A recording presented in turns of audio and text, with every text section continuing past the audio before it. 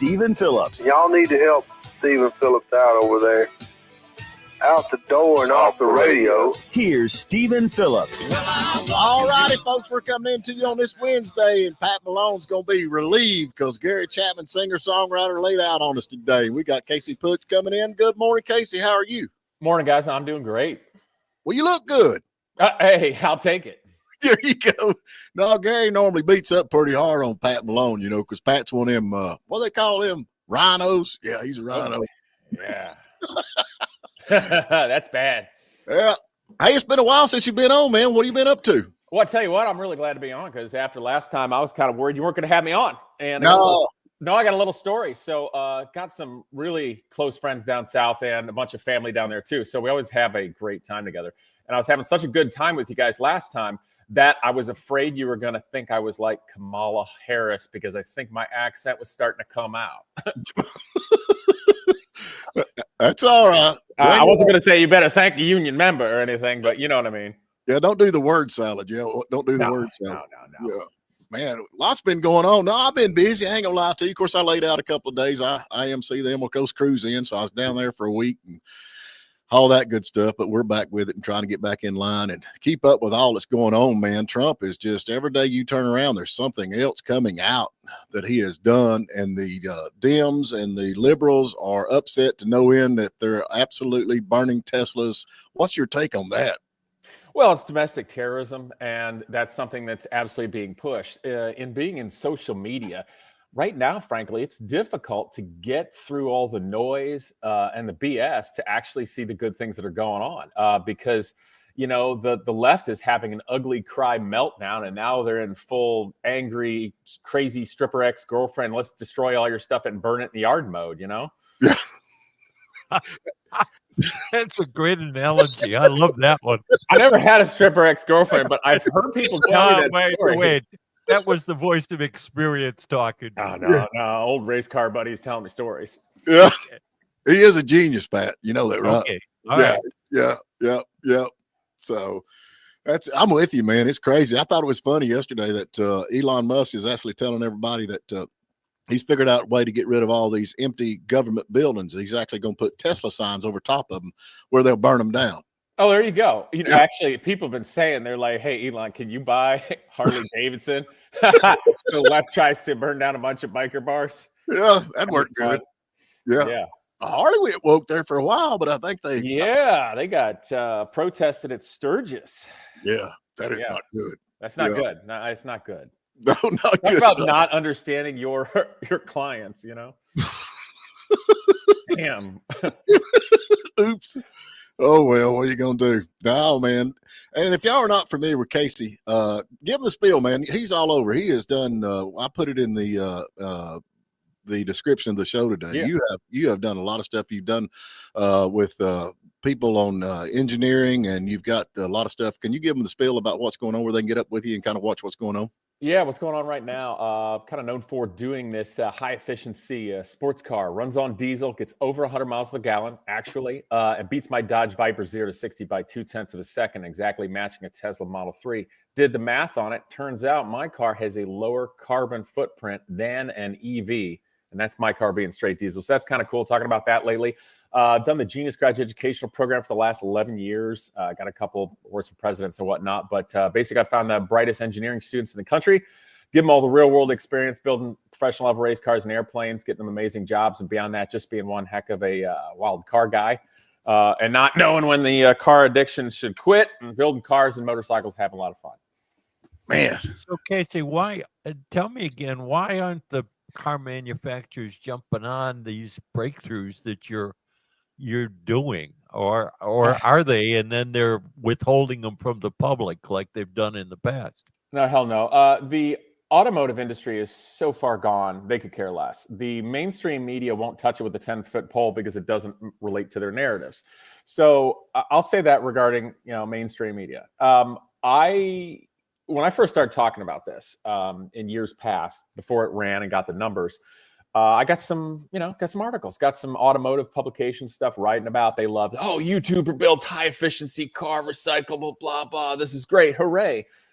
Then when I went out and did it and got the numbers and then said what I think about politics, it might relate to something you guys appreciate, crickets. And but I did get a little feedback, and that was the mainstream media said, we don't write about diesel and diesel is dead, which is insane because diesel powers our trains, our trucks, our ships.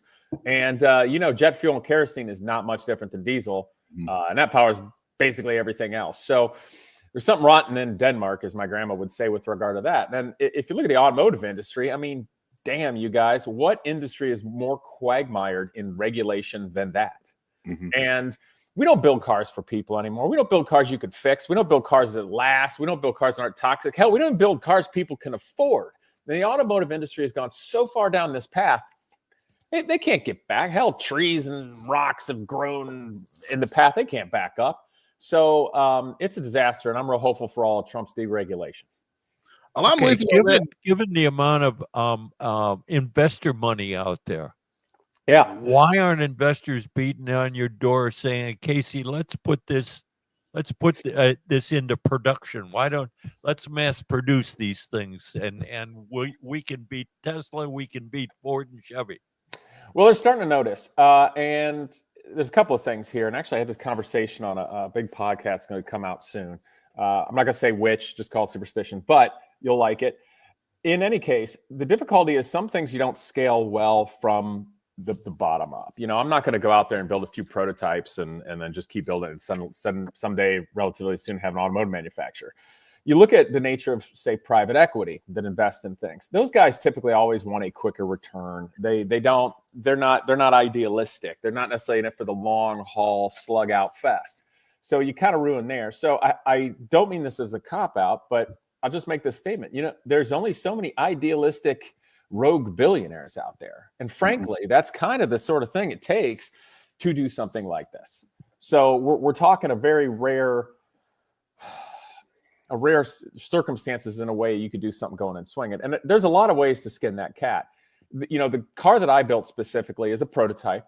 Right. It is a sports car. Obviously, that's not going to suit everybody. You're not going to produce that exact car. But I'm going to tell you this. I built that as one guy by hand for I think less than $30,000 and stuff. And the drivetrain I used, despite getting all those great numbers, I started with something that had 130,000 miles. Now, the reason I say that is because we built something that's production ready. You don't think I'm going to be able to develop it and make it a hell of a lot better than that and something that can actually be suitable for the general populace? You're darn right I can. So I guess it's going to take a little bit more time and build some of those big relationships, and we'll see what happens. So, again, this is the time for it with what Trump's doing, thank God. And, I'm going to just keep shaking that tree and hope the right apple falls out for me to do something with, Well, I'm with you on that. And even though, you got 100 miles to gallon in a sports car, if you did make a family operated car and still get 80 miles to gallon, that's still good numbers. That's what I'm talking about. And the other thing is, keep in mind, I wanted my car to be kind of fast. So, right. Not everybody needs something that beats a Dodge Viper, hey, maybe we just got something that's kind of peppy. Well, these trade-offs allow you to make some pretty special stuff. Yeah. But the biggest thing for me is cars are simply not affordable, and they don't last. They are not being created in the best interest of people or a nation or our future, period. Yeah. Well, they're trying to get rid of them. We got to get to a break right off the get-go, but like I say, they're getting rid of the parts. I've got stuff, and I like older cars, and some of the newer older cars I've got, some of the computer components they're obsolete. You can't get them. So they've got a way around them, and they're not, it's kind of an oddity car. So you can't get parts because they don't mass produce them. So, and it's like to the junkyard, or what are you going to do with it? So that's it. But let's jump to a break. We talk more about this, and love to have Casey on here. Pat, you okay there, bub? I'm good. Well, put a smile on your face, man. You look all tired. Like, there you go. I want one of Casey's cars before I pass away. Hey, we got to work that out. I always got good cars on the bead. Okay. There you go. All right, we're going to take a break. All righty, we're back with you across the teletype machine. I have a memo that I need to get out there to the Democrats. Please calm down. Elon Musk can never run for president unless he finds the guy who made Barack Obama's birth certificate. So we're in pretty good shape there, I think. Yeah, I like that one. You talk about this, though, and I keep going back to it. I can remember growing up, and you had all these local mechanics and people that was inventing things and coming up with great ideas, and that has gone by the wayside. Now everybody's like, oh, Elon Musk is so smart, and he is. I mean, he is out there absolutely just busting right and left every time he turns around something else. But he's got the money to do it. And it's a little different a scenario, because I mean this as absolutely respectfully as possible. He didn't build or design any of those Teslas. He didn't design the rocket engine. He oversees the direction. Now he's damn smart, because I've frankly known the first guy that Elon called to take him to Russia to try to buy the engines, from their nuclear ICBMs. And hearing that story, and they really wrote him off as just some dumb kid that made a bunch of money. And then here's Elon basically doing the calculations on the airplane trip home for doing different engines. And those guys were a little bit shocked right there. So he is very, very smart. But it's a different age and a different time. I mean, great. I like his cars, but I can't afford the new ones. And, rockets, cool. Space, cool. But like, hey man, I'm trying to make life better down here for everybody, so yeah.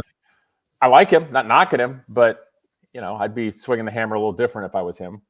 The problem that I see, Casey, I just had an opportunity to visit the Clemson University's Advanced Automotive Research Center here in Greenville. Yeah. And there are thousands of ideas sitting there. Yeah, that could make the world better. That aren't getting any traction. Well, yeah. You want to know why on the university? It's kind of diabolical. So there's numbers of universities have really great places. Ohio State has their Center for Automotive Research. And, a lot of those places will house student projects. You'll have things like Formula SAE, Formula Baja, used to do solar car. They got new ones going on, making EVs, all that jazz, right? Well, let's back up and look at a 20,000 foot view of those things. Those student projects, what do they change in the world? Not a damn thing. Okay. They're little pet projects that exist within the academic vacuum. Okay. Now it gives them valuable experience doing something real world, actually building something. So not just mathing in a book, because it takes more than that to be an engineer. But the thing that I have seen from doing Genius Garage and talking to students for the last decade that I think is horrific. So universities, right? Costs a ton of money to go there. And there's loans that 17-year-old kids can get that they can't default on, that'll put them in debt for God knows how long. So let's say you get a young engineer at a university, and let's say you're getting toward their senior thesis and stuff like that, and they're working on a project with their professor and all, and the professor brings them in, maybe there's a little funding. Well, that might be funded by a big company or corporation. And so you get a student who's largely giving up all their best and brightest early ideas and creation that may end up being owned by the university and or the company. And the company gets it at peanuts. So these damn universities end up becoming a farm for sapping all the best ideas of the student before they kick them off in the salt mines and dead up to their eyeballs. And I hate that. In fact, I've just flat out told some young people that are doing that, I'm like, hey, man, if you're that smart to do that, why are you doing it there? Why don't you just get out of the university first and do it on your own, so you're the one that can reap the rewards instead of giving all your brain power to some damn corporation that sponsors the university? Well, they got the money, I think, is where it comes down to, is it not? Yeah. But the thing about it is, like, you know, who needs their money? Libraries are free. Go do something in the real world. I've been doing it, but no one will say this. Parents don't realize it. Everybody's been conditioned to go to the 4-year degree since the 80s, when we started destroying all trades, all vocations, vocational school. We got rid of shop. We got rid of home ec. We got rid of engineering drawing. We got rid of literally all the things that make somebody a worthwhile damn citizen that can make their own way in life. And now we got a bunch of useless iPhone addicted people that are going to be in debt up to their eyeballs forever in a school, with schools that have multi-billion-dollar endowments they're doing jack squat with, that if it was just invested, they could actually pay for everybody to go to school for free. So they just sit there collecting the rest of the nation's money that was given up. So we have no future, and our students have no future. I hate it. And now we're in a panic because all these plumbers and engineers and electricians are getting to retirement age. Yeah. And we don't have any young kids doing the trades. Yeah, I tell you who's not panicking. Anybody with a toolbox knows how to use it. Yeah. Yeah. You got one of them? Don't go to school. Don't right make money. Yeah. That's what I'm talking about. I want to see young plumbers that didn't do that have a bunch of academics turning their nose up at them. So in 5-10 years, they're ripping around in a used Ferrari, stealing their girl. doing plumbing. It's like, you know, you go plumbing, you show up in the Friday. It's like, hey, baby. Yeah, that's a new plumber.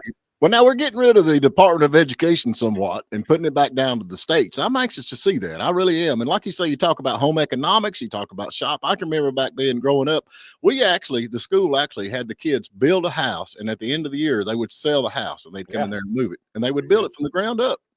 You can't get no better. They're doing that now, Stephen. In Union County, they've built 2 of those habitat houses. Right.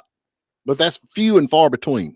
Yeah, it is. It's the exception to the rule rather than the rule. Well, it doesn't hurt to give them a little grit and worth ethic. You know, get out there in the winter and put this house together. Yeah, damn right, it's cold. It hurts more when you hit yourself with a hammer. That's right. They don't got hammers anymore, man. They got nail guns. Oh, nail guns. All right. Well, you know. Yeah, they got nail guns. Take one of those to the ass and you're going to remember it. Wow, you ain't kidding about that. Golly. But I mean, the world is changing, and it's changing. I think it's coming back a little bit because people are actually seeing that. Hey, you know, we're paying these guys thousands of dollars to do absolutely nothing, and this old boy out here plumbing, he ain't getting anything. But now it's going to be the shoe's going to be on the other foot. It's going to be fun to watch. Yeah, it's going to be fun to watch. The only thing, and I am excited about that. I think the world is healing. You know, that's what people say. It's, you know, it's like, wow, they're putting pretty girls in commercials again. The world is healing. High five.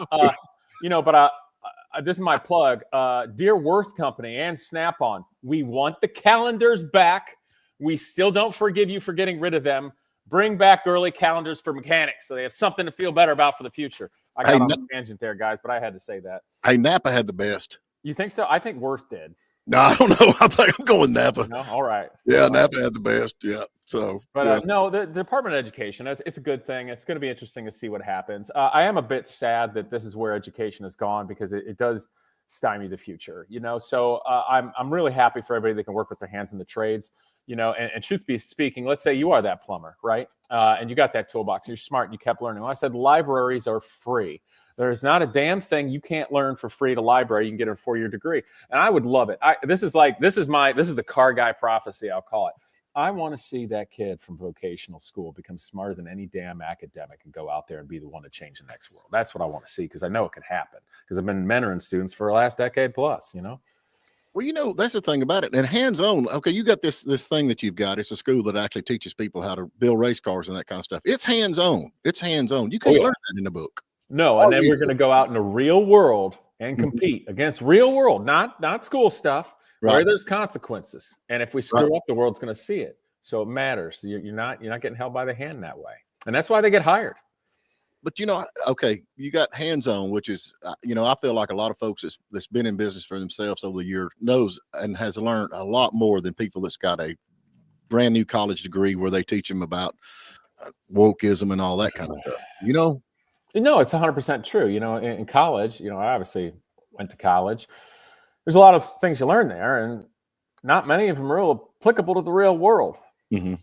They're not. Now, you know, we talked about this before, and Pat Malone laughed at me, but if we got in a war right now, if we got in world war right now, and we actually outproduced the people back in World War I and World War II, I don't think we could do that. I don't think we don't have people building stuff in America anymore. We got them assembling, but they're not building stuff. Do you argue that? No, I'm not going to argue that because we just lost a ton of manufacturing. See, back then you could go from making, Singer sewing machines to making rifles. Right. You could go from making car parts and assembly line to, B-17 bomber parts, Norn bomb sights or something like that. Now, warfare's changed. We got insanely high specialized stuff that requires specialized manufacturing. But at the end of the day, it still takes bullets and bodies to get your ass out there and do it. So you got to manufacture. And that's something that, 1930s, 1940s, we could pivot. We could make things happen right now. And just by the nature of committee regulation, all the other BS that exists in corporate land, like they can get anything done fast, I'm with you on that, but you got people like, I know Chuck Beck. I don't know if you ever knew Chuck Beck or not, but he's a car guy, right? He's a car guy. I mean, he has done some amazing stuff in his shop. Is he still around? Yes, he's still around. He's a neat guy. Yeah, I like what he's done. And, you ought to see his shop. It's not like, it's not a multi-billion-dollar shop. It's just a shop with tools that he knows how to use and the stuff that he's done, cut motors into, shorten them down, make a 6-cylinder into a 4-cylinder and put it back together. Yeah. Them's the kind of people I like to hang around with. Well, those are the guys that know how to actually build stuff and get stuff done, you know? And the sad thing, though, unfortunately, the age at which we live in, that wildly awesome talent is just not celebrated. There's not really many places to plug that in. In fact, my wife hears me complain about it when I have my every 5-10 minutes existential crisis and going, what the hell am I going to do? You know, I got all these skills. What can you even do them with nowadays? Right. It's just, it's a sad time in that, you know, we're not doing the best thing for our young people. We're not putting anywhere where super driven and intelligent and talented people can plug in. You know, we're just a sailboat with no wind or rudder right now. Yeah, the other thing I think that we're not doing is we're not letting our younger kids experience the consequences of their actions. We tend to put that protective shell around them rather than what you're doing is build a car and then go and race it in the real world and live with whether you finish first or 10th or fall apart. You know? Yeah, and you got to be prepared because it blows up. It blows up. You know what they say: when the green flag drops, the BS stops. Yeah, and we're not messing around. I've got an analogy. It may be a little dark, but if we're working on a race car and airplane, and I say, "Did you tighten that bolt?" That's what I tell them. I'm like, "I love you, but if I say, "Did you tighten that bolt?" you need to answer me with so much confidence that if I had a metaphorical gun to your head that was loaded and you answer wrong, bam, you pull the trigger. That's how important this is, because that's basically what can happen if you didn't. So if the answer is yes, absolutely, I'm sure that I'm not going to get shot. Or if it's no or I don't know, the only acceptable answer is I don't know. I will go check it right now. Mm-hmm. And that kind of importance level is something that simply doesn't exist or is ever taught in school today. Especially when it comes to airplane. Did you tighten that bolt? Hold on, man. Forget about tightening the bolt. Did you put gas in it? Did you check the gas before we left? You know, they say the propeller, all it does is keep the pilot cool when it's spinning, because when it stops, man, he starts sweating. Yeah, I guarantee you that's right. Yeah. Well, it's funny too with Genius Garage, because you know, obviously being a racing driver, I drive these cars when we get them done with the student as a team. And there's a lot of people out there that never driven a race car that might get jealous. They're like, "Oh, you just like Genius Garage, you get to drive race cars." I'm like, "Look, man, I'm driving 800 plus horsepower cars that do 200 miles an hour, built by college students that never turned a screwdriver before they got here. Don't envy this. Yeah, it's not exactly fun. It's rewarding if it goes well, and I'm having a beer and a steak afterward. You know what I mean?" I think I'm gonna have to rewrite our tagline here on the YouTube channel, and I'm gonna delete the genius part because that don't sound real smart. No, it is. You just didn't put the air quotes around Genius Garage or Genius. Come on. He's lost his mind. Yeah. We've done all right so far. Yeah, so far. Yeah, so far so Every good. man needs a certain amount of stress in their life. Yeah. And you don't know what Tiffin Columbian High School was like in the 90s, man. Yeah. We got to grab another break. How many breaks we got left, Packy? We got 2 breaks left. Oh, we got to take another. Let's get this behind us. We'll be back on the other side. We appreciate Casey being with us, and we're going to take a quick break. We'll be right back. All righty, we're back with you. Hope everybody's doing good. We got Casey Putsch on with us. Hey, let me throw, okay, Pat Malone, you're talking about the younger kids. You got your earphones on. You were talking about the younger kids. I reckon Florida is trying to relax their child labor laws. This is something that's changed over the years. I did not realize that, but I went to work, honestly, pumping gas when I was 12 years old. That's what I did. $2 an hour. I'll never forget it. I did it. Plumb into, I got 16. We all did that, Steve, and I did that. I worked at a Gulf gas station. Well, you now admire the guys that came in with Corvettes and bought Gulf Crest, 32 cents a gallon. Yeah, we had a family business golf course. I was fueling golf carts all day long and tractors. You can't pump gas until you're 16. Is that not right? You cannot pump gas legally in most states unless you're 16 years old. Is that just gas or work in anything? Well, now work too. I mean, work. We got restrictions from 16. Even at 16, don't you need a permission like from the school or from your parent or something?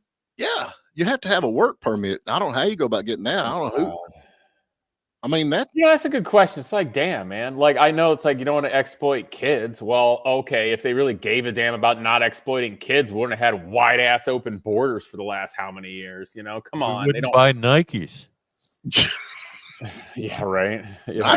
What's that got to do with anything? They're made by kids overseas, for God's sake. Oh, yeah, that's right. Forced labor. Yeah, that's where we got in the argument over the tariffs, because we're actually competing with kids, forced labor, building shoes for nothing. And then yeah.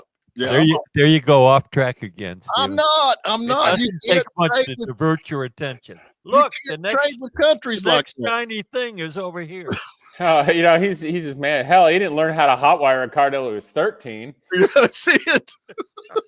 I mean, the tariffs. What do you think, Casey? Now you're in a different part of the country than we are. How do you feel on the tariffs? What do you think is going to happen? Well, I can't tell you. I think we're going to have some success, and I don't think you're going to hear about any of the good stuff happening. I think we're already seeing the effects, but you actually have to look to find the list of all the great things that are happening, and all the different nations that are investing hundreds of billions of dollars in the United States because of the tariffs. So I would say it's being effective and already working. And, the left cries. They have their angry stripper ex-girlfriend, ugly, cry, punch you in the face kind of thing going on right now. But, the so-called war with Canada and Mexico you see right away. Yeah. No crap. That's Donald Trump's negotiating tactics. And yeah, he's getting what he wants. So they can all whine and cry all they want and be these noble victims. Give me a break. They're already working. This is stuff that's been utilized all through the industrialized world in every country for the last century plus. So, let old Donald do what he's good at, negotiating and making deals that work better for us. I think it's already working. I think it's working too. I mean, it ain't be long. We're going to have Marjorie Taylor Greenland. You just wait and see. Come on, I never heard that. Yeah. That's what we're going to renamed the Gulf of America. Now we're going to rename Marjorie Taylor Greenland. I'm all excited. Yeah, no, I get why people are, melting down and saying a bunch of stuff, but come on. This isn't new. It's just being done well for our best interest. Well, it's been so lopsided. I mean, over the years, it's like Canada. Canada needs to sit down and hush a little bit, if you ask me, because they How big is Canada's entire economy? Is it smaller than Texas?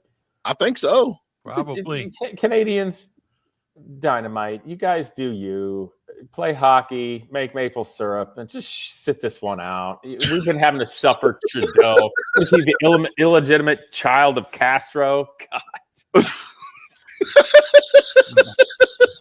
Go win a hockey game. Sure. No offense. A little offense intended. Shut up. Yeah, there you go. I'm with you. But what have they?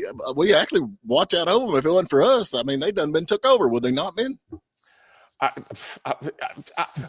hold on. Is not Canada is part of the English monarchy in some way? Is Canada, I think, in Australia kind of tied into England still in a way right now? I think it's independent totally, but for a long time it was tied in. Didn't they have? Maybe I'm getting this wrong. I should have looked this up before I opened my dumb mouth. But I don't know, man. You're right. It is a constitutional monarchy. Still, okay, but it's an independent. What do they call it? It's an independent nation. Okay. So. Canada, just hush. Just let the adults talk and get stuff done for a while.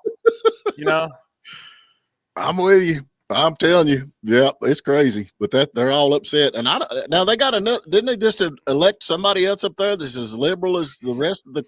Oh yeah, they replaced old Trudeau. But I'll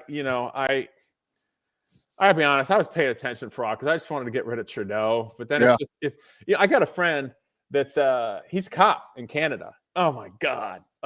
It sounds terrible because he shoots straight and he gets how things actually work. And the stuff I hear how actual Canadian life is up there, I'm just like, my God, am I glad I'm in the United States right now. Well, they have no rights at all. I don't think they got any rights. They can't do anything. And they got 90% tax on everything they make. They take home 10%. Cities are crazy dangerous. Everybody's oppressed, and God.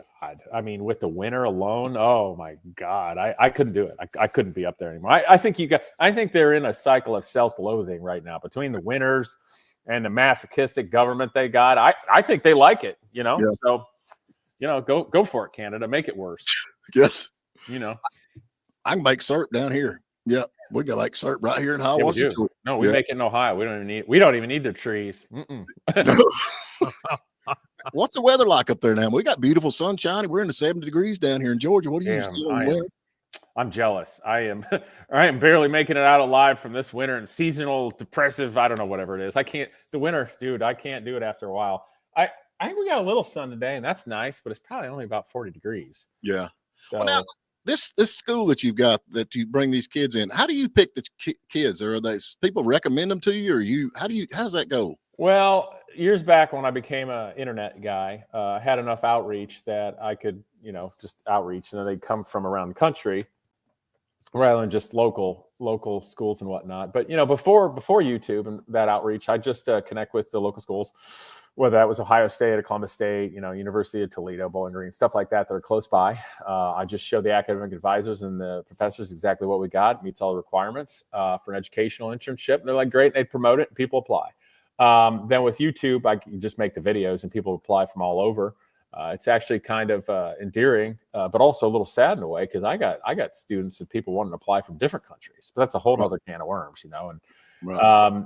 but it just goes to show the interest there and whatnot. But how to pick them? The other thing is I go out and get all the funding, so no student has had to pay to be part of it, which probably means I'm crazy, a good-hearted crazy person. Right. But I always wanted to choose students what's in their brain and in their heart, not based on what their last name is. Right. So it's merit, and I look for that spark. I look for the ones that have that drive, and I want to have students that I think the time and resources we invest in them during the time they're there is going to have the biggest impact to change their lives for the better. It's not to say anybody couldn't benefit from it, but some, they're at the right time in life, they're going to benefit the most. So I want our resources to go the furthest, if that makes sense. Right. And we don't do no woke DEI BS. That's the thing, though. I mean, and of course, my kids can do anything as far as it comes to mechanical, anything. I mean, I got one boy remodeling the house right now. They can change motors, they can change transmissions. That's good. They're both pilots. If something goes wrong with the plane, they've rode in junk cars with me enough to, kind of listen. Oh, wait a minute, that little sound don't sound just exactly right. But you got kids that's pilots now that's never done anything, and it's kind of scary because you get. We're stalling on takeoff. I'm just going to keep pulling back on the yoke. That's going to work out real good. If that don't work, up, right? Yeah, I mean that's the worst thing. Like I say, you got to fly to the crash, and it's like, but it's just kind of scary that these kids, and that's why I think a lot of this, kids going to work.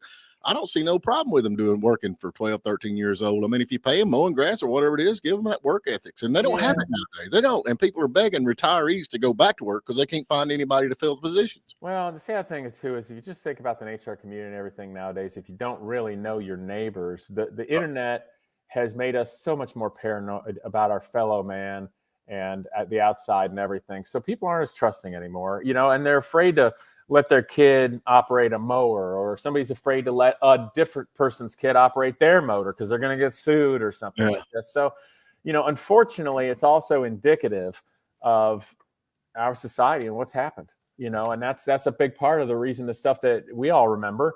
Young people, you could ride your bicycle across, you could have a paper route, you could pull your motor around, you can go build a go-kart, pick up sticks, make your money. And sadly, our community, our culture's changed. That's tough to do nowadays. But there are kids that are like that. The kids that you get. I had a kid on the radio show the other day who built his own treehouse, and he now rents it out as an Airbnb. I mean, wow. And he's cool. he's like 14 years old. Careful, the government's going to shut him down or something. We disguised his face so the government couldn't do face recognition. Well, if he adds a lemonade stand to it, he's done. I've talked to some of them opposition research people out there, and one guy, without even knowing my real first name, had my social security number within 8 seconds. So hide your face if you want, but that's not going to help you that much. Yeah. All right, we got to get one more break, and we got to give something away. What are we giving away, Packy? Hey, we got a gift certificate for you to go get some free coffee and a free gift from the Trump store up there at Conservative Grounds Cafe. And we did have a comment that came in here. Pat, you were mentioning that kid who had the treehouse thing. Yeah. Mayor T. Dote says actually 20-year-old white males are more click that up there, are more conservative than 70-year-old white men. There's hope for you. Thank you, Charlie Kirk. And that's what I was thinking, man. There's and somebody else posted down there, we got a lot of older pilots who can't fly. I think there's hope for some of the kids, man. I'd see some of these old people driving around in these Subarus with their coexist stickers and their purple hair and stuff. I really do. I think that there's, I think there's hope for the kids. And well, I'm just sitting here thinking, Packy, don't you have a young son? Yeah, and I'm raising him right, man. I'm raising him right. Sitting in my house. A small note on that: the kids that graduated high school after COVID, that was putting them on the ground and kicking them on the ground the whole time, and that does a big job. So I think that is hugely that there's the credit. I think for a lot of these young people becoming conservative and looking around. I'm with you on that. Yep, we need more of that. All right, Packy, Pat, you got a question for us? Let's go ahead and ask. Yeah, since we're talking about innovative things, the trivia question is, what metal is Captain America's shield made of? What metal is Captain America's shield made of? All righty then. All righty, the phone line went off real quick, and who we got, Packy? Frank P1, the pilot. Frank, the pilot. How are you, man? Hey, good morning, guys. How you doing? We're Steve, doing, Pat, yeah. Packy, and I know Harry's listening in the background there. He's got to know the right answers. Yeah, Harry's one of them old guys that's hurting us, not the young guys that trying to be conservative. Yes, yeah. Where you calling from, man? Where you at You'll today? convert him if he lives long enough. Yeah, where you calling from? I am down in beautiful downtown Marble, North Carolina. Oh my goodness, Marble, North Carolina. So, are you flying today or not been flying? No. I gave that up for work. I just fly for fun nowadays. Oh man, that must be nice. Yeah, that must. Yes, it are. Okay, tell us, what was the question again, Pat? What is Captain America's shield made out of? The same metal they use to make my two hips, unobtainium. Yeah, there you go. It's actually called vibranium, but you're in the right neighborhood. It's energy absorbing material that's indestructible. Well, if I didn't get it right, don't worry about it. I've been to the store. I know where it's at. I can get my own coffee. You can give it to somebody else. No, it's not that. Yeah. Pat Malone's always got to be right. He's always got to, even if you're right, he's got to be righter. Does that make sense? Well, as long as he's righter than you, then that's okay. Yeah, you see now. That unobtainium in his hips, I'm thinking that's money absorbing metal. Is that how that one works? I'm sure it absorbed some cash for the doc that did my work. That's for sure. He got a lot of practice in there. Oh boy. All right, man. We appreciate you calling. All right, I'll be down there in a bit. I sent your name up to conservative ground. You just go there, tell them your name, and they got a prize waiting on you. Hey, you can land out here in the street. Just slide in. The street's a little narrow there. Oh, come on. Guys. Come on. Where's your guts at? Short takeoff and landing. Yeah. All right. Well, that's a good deal. All right, see man. you guys in. Thanks, Frank. Casey, when you coming down here to South America, man? You gonna stay up there in North America or what? Hey, when you want me? It's man, I need some different climate. I really do. I could like that. Yeah, I could be wooed. There you go. Yeah, you'd like it down here. I guarantee it. I know. Yeah, for sure. Yeah, the next few days. I have realized this year that my happiness is way too tied up in getting to drive my sports cars and ride my motorcycles. And when I don't get to do that for 3 or 4 months, I get a little tweaky. Yeah.